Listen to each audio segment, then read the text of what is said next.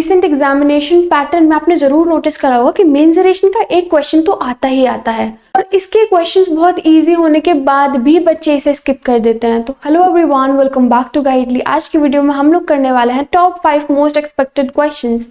तो बेसिकली ये आपके चैप्टर का छोटा सा रिविजन होने वाला है। यहाँ पे आपको हर तरह का क्वेश्चन मिल जाएगा।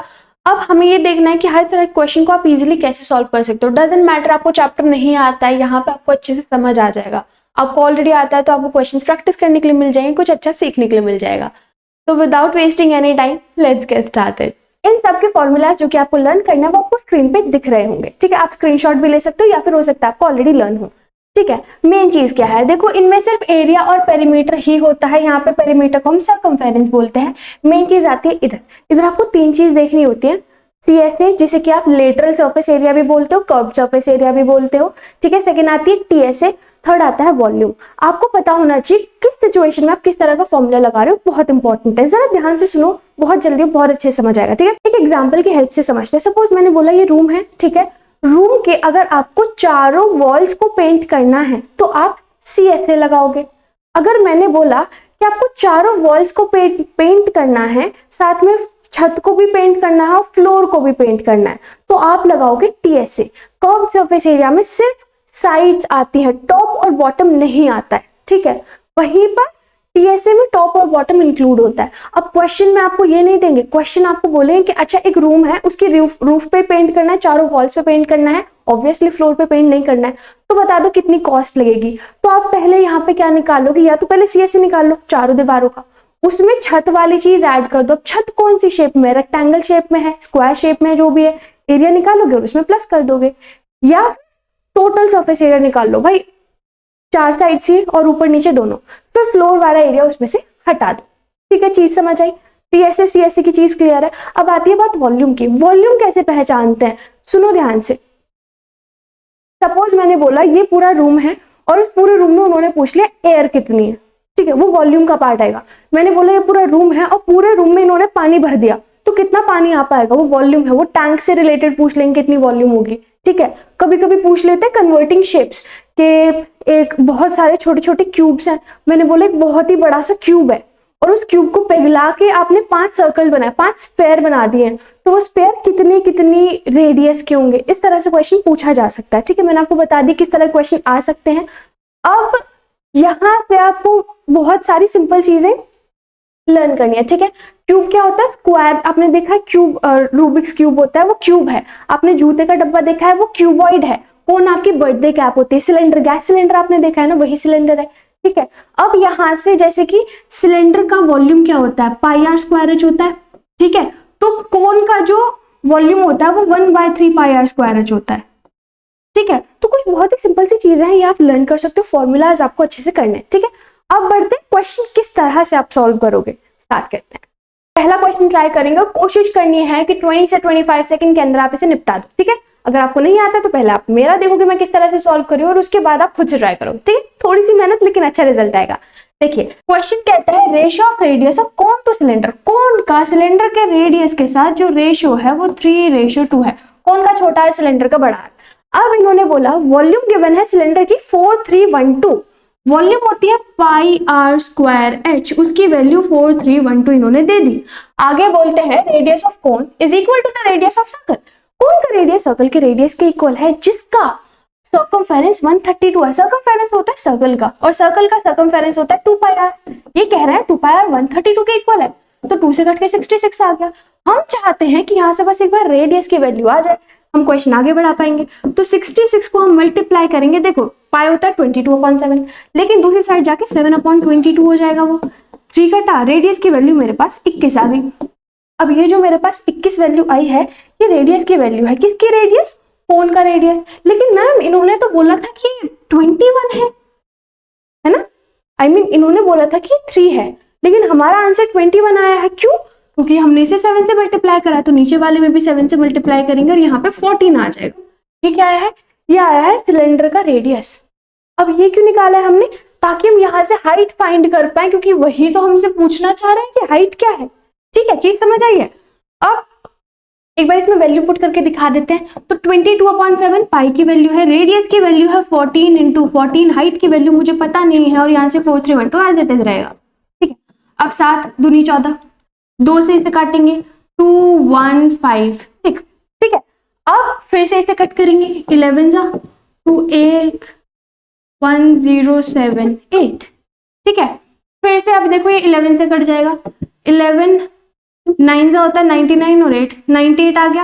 अब 98 आता है 14 के टेबल में 6 बार में 7 बार में। ठीक है, तो यहां से हाइट की वैल्यू आ गई 7। क्वेश्चन खत्म।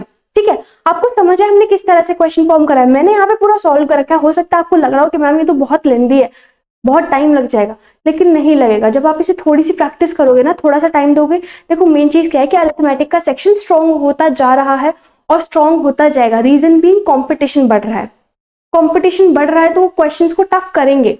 और अरिथमेटिक ऐसा सेक्शन है कि आप इसमें बहुत जल्दी अच्छे मार्क्स स्कोर कर सकते हो, लेकिन आपको बस थोड़ा सा ध्यान देना पड़ेगा, थोड़ी सी मेहनत करनी पड़ेगी। उसके लिए तैयार हो तो फिर आप इसे कर पाओगे। ठीक है, लेकिन जो बच्चे कंपटीशन में हैं और वो मेहनत नहीं करना चाह रहे हैं, तो सच में इसका कोई इसका मतलब नहीं निकला कि आप इतनी मेहनत कर रहे हो, स्टिल आप मेहनत नहीं कर रहे हो। कोई एम थोड़े ना है इसका, फिर तो आप डायरेक्शन लेस मूव कर रहे हो। राइट, तो अरिथमेटिक को हमें स्ट्रॉन्ग करना है। इस एग्जाम में नहीं, सारे एग्जाम में धीरे धीरे करके पैटर्न फॉर्म हो जाएगा। ठीक है, तो आगे चलते हैं। अब देखो, इस तरह का क्वेश्चन ज्यादातर बच्चे छोड़ ही देते हैं। वो एग्जाम में क्वेश्चन देखेंगे, इन्होंने देखा कि अच्छा वेरिएबल आ गया है, छोड़ दो। लेकिन नहीं, इस तरह क्वेश्चन छोड़ना नहीं है, बहुत ईजी होता है। ठीक है, बस ध्यान से समझना कैसे करना है। इन्होंने बोला एक वायर है, उसे लूप बना दिया है सर्कल के फॉर्म में। आपके पास एक वायर है, ठीक है, सपोज मैंने इसे घुमा के ऐसे सर्कल बना दिया इसका। ठीक है, ऐसा करा गया। तो यहाँ पे सोचो कॉन्सेप्ट क्या लग रहा है। वायर है, उसे ऐसे सर्कल बना दिया है, तो यहाँ पे क्या बन रहा है, सिर्फ पेरीमीटर, क्योंकि सिर्फ बाउंड्री की बात करी जा रही है, सिर्फ बॉर्डर की बात करी जा रही है। अंदर थोड़े ना कुछ, वायर को घुमा के ही तो बनाया है। राइट, तो अब इन्होंने बोला है कि सर्कल का रेडियस है 14 सेंटीमीटर। ठीक है, तो आप यहाँ से इसका सर्कमफेरेंस निकाल सकते हो। बाउंड्री की बात करिए ना, तो सर्कमफेरेंस 2πr होता है, 22/7 और रेडियस है मेरे पास 14। ठीक है, तो 7 दूनी यहाँ से आगे 88। ये क्या है मेरा सर्कमफेरेंस, कि ये वायर कितना लंबा है उसी तो घुमा के बनाया गया है। राइट, इसने बोला it is bent again to form a square form. देखो, इसका तुम ये वायर है, अब तुम इसका रेक्टेंगल बना लो, स्क्वायर बना लो, या सर्कल रहने दो, बात तो वही है। वायर की लेंथ तो उतनी ही रहेगी।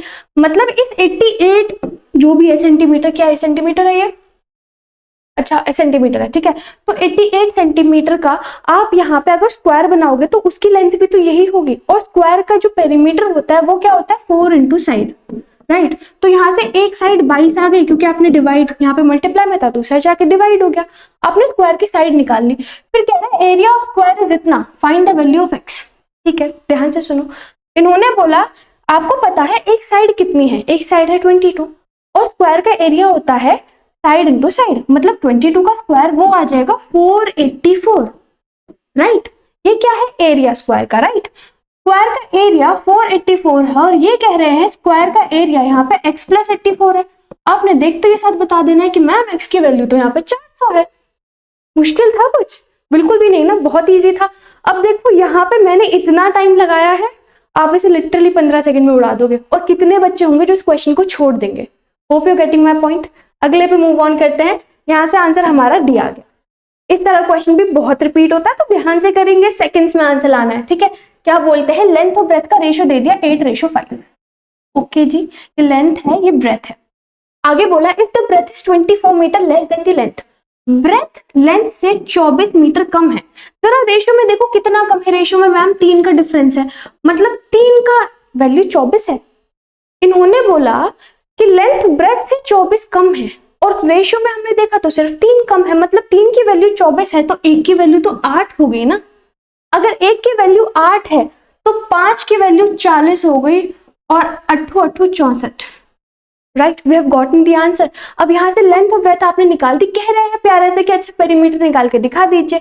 तो पेरीमीटर कैसे निकालेंगे, ये प्लस करके हो गया 104 और 104 का दुगना करेंगे तो 208 is our answer, option b. कुछ था इस क्वेश्चन में। ठीक है, यहाँ पे मैंने फॉर्मूला लिखा नहीं है, लेकिन पेरीमीटर का फॉर्मूला 12 + b होता है, अगर बाय एनी चांस कोई बच्चा भूल गया है तो। राइट, फाइन, बढ़िया क्वेश्चन, मजा आ रहा है, अच्छा लग रहा है तो सेशन को लाइक करते हुए चलो, फ्रेंड्स के साथ शेयर करते हुए चलो। अगला करते हैं। हाँ जी, अगला क्वेश्चन। चलिए अगला पढ़िए क्या कहता है, length of rectangle is equal to height of the cone. Length height के इक्वल है और फिर कहता है इसी वाले कोन का जो रेडियस है वो 21 है और इसकी जो वॉल्यूम है वो 6930 है। फिर देखो सबसे पहले मुझे दिखा कि 1/3 पाई आर स्क्वायर एच होती है कोन की वॉल्यूम, राइट। अब यहां से मेरे पास रेडियस है, हाइट नहीं है लेकिन वॉल्यूम है, तो ऑब्वियस सी चीज है कि मैं यहाँ से हाइट निकाल लूंगी। और फिर इन्होंने हमें बोला है कि हाइट तो रेक्टेंगल की लेंथ के इक्वल है, ठीक है। फिर यहाँ पे इन्होंने हमें हिंट दे दिया है कि पेरीमीटर है रेक्टेंगल का, ठीक है। मेरे पास पेरीमीटर है और लेंथ है तो मैं ब्रेथ निकाल लूंगी। और फिर आपसे वही बार हर बार इन्होंने एरिया पूछ लिया है तो वो भी आप बड़े प्यार से निकालोगे। तो जल्दी से इसे सॉल्व करो और मुझे आंसर बताओ, ठीक है, कमेंट बॉक्स में जल्दी से, ठीक है। अब देखो यहाँ पे वीडियो पॉज कर सकते हो। यहाँ पे अगर मैं वैल्यू पुट करूँ 1/3, पाई की वैल्यू 22/7, रेडियस मेरे पास 21 और 21 है और हाइट मुझे पता नहीं है 6930 एज इट इज रहेगा। 7 और 3 21 गया, ठीक है। अगर मैं इसे 22 से काटूं तो 22 दिया 0 है नहीं, तो 22 दिया 33, ये जाएगा 15, ठीक है। अब 21 के टेबल में आएगा एक बार में और 105 आएगा 5 बार में, तो यहाँ से हाइट की वैल्यू मेरे पास क्या आ गई 15। खत्म क्वेश्चन। हाइट, अच्छा नहीं अभी कहाँ खत्म है, तो हाइट की वैल्यू यहाँ से कितनी आ गई 15, मतलब लेंथ भी है 15, लेंथ है 15 और इसकी वैल्यू होती है 2l+b। 2 वहां पे मल्टीप्लाई में दूसरी साइड जाकर डिवाइड चला जाएगा तो 26 आ जाएगी। लेंथ और ब्रेथ को प्लस करके 26 आ रहा है मेरे पास, तो ब्रेथ यहाँ से मेरे पास 11 निकल गई, ठीक है। ब्रेथ मेरे पास 11 निकल गई, ना मल्टीप्लाई करूंगी 165, आंसर ऑप्शन बी, ठीक है। जो मैंने बोला है, अगर कोई नया बच्चा है उसे नहीं समझ आया तो देखो मैंने क्या करा है, 2 × l+b रखी है इज इक्वल्स टू 52 है, 2 से काटा है 26 बार में।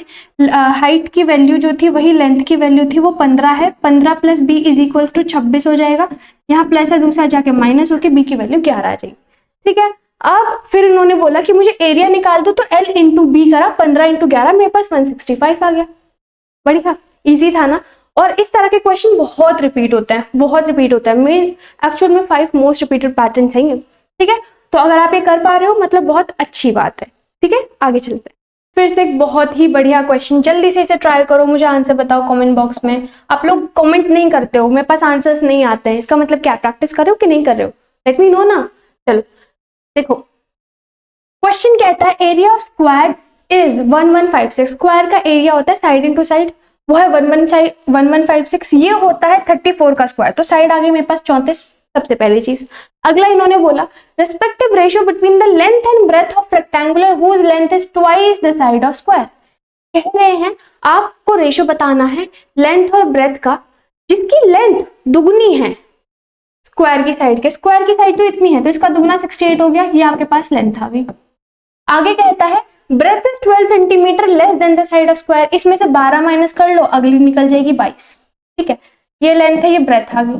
फिर आपसे कहते हैं कि what is the respective ratio between length and the breadth, तो रेशियो निकाल दो ना, 22 और 68 कट के 34 और 11 आ गया, तो 34:11 ऑप्शन ए।